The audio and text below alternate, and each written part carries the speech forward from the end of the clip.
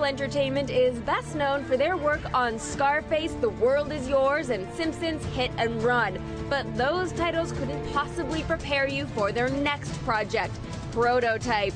New York is in the middle of a war, and amnesiac Alex Mercer is caught in the crossfire. Armed with amazing abilities, it's up to you to decide how it all plays out.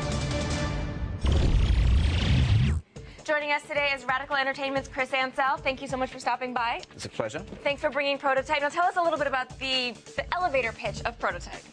Prototype is an open-world action game set in 2008 in New York City. And essentially, you get to play a brutal shapeshifter called Alex Mercer. And you can consume the bodies of anybody in New York City to obtain their DNA, their memory, their appearance, and essentially use those skills to consume and become, and basically cut your way to a huge conspiracy. So tell us a little bit about what we're seeing right now. What you're seeing now is actually a 20% build of part of open world New York City. We're basically building New York City. We took 22,000 photographs to make sure we got this thing right. And so we're a completely open world setting. And what you're seeing here is essentially Alex using incredible skills of locomotion to actually combine AI and locomotion and movement abilities, so you can actually get around the city as fast and as smoothly and swiftly as possible, because the enemies that will come after you are absolutely lethal. So what did we see a little bit there? We saw his arms had transformed into blades slightly, and did we also see, was that him consuming the mass of somebody else that we saw? Correct. He has basically, the whole engine of the game is that you have these incredible shape-shifting abilities, which means that from shape-shifting you can also make your body into incredible biological weapons. So you can weaponize yourself. But also through shape-shifting, you have attack powers, defense powers, sensory powers, and you can also, of course, consume and become anybody you see in the world. So as you basically consume them, you break their mass into your body, and you can then, of course, look like them, which gives you some great disguise gameplay opportunities. And what form is he in currently?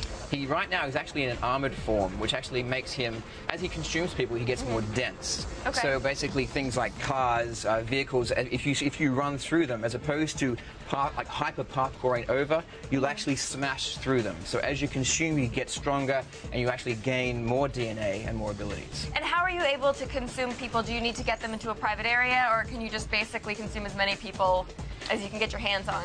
The game is all about open world choice. Open world games, really, you need to have huge amounts of choice. We want players to feel completely empowered. This is a power fantasy.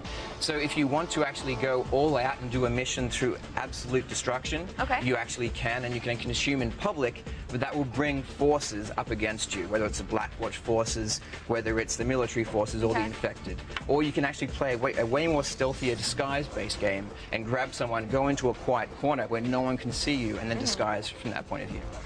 So tell me a little bit about Black Watch.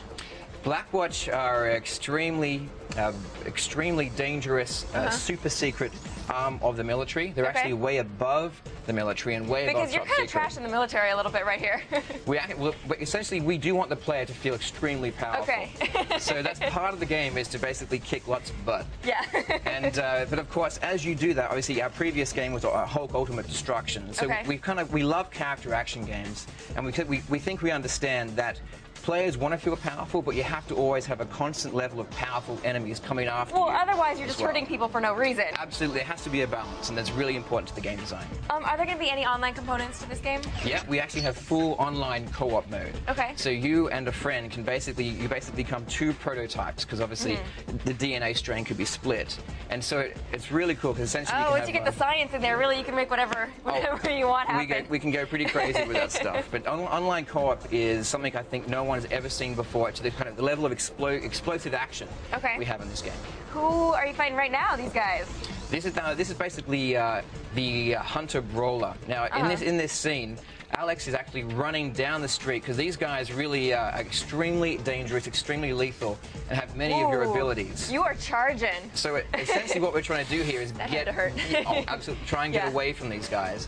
And even if you're not, if you actually leave them, they will actually tear up the city by themselves. Like, they are extremely aggressive enemies. Is there any way that you can attack them at all? Absolutely. There'll be a large combat mechanic to the game.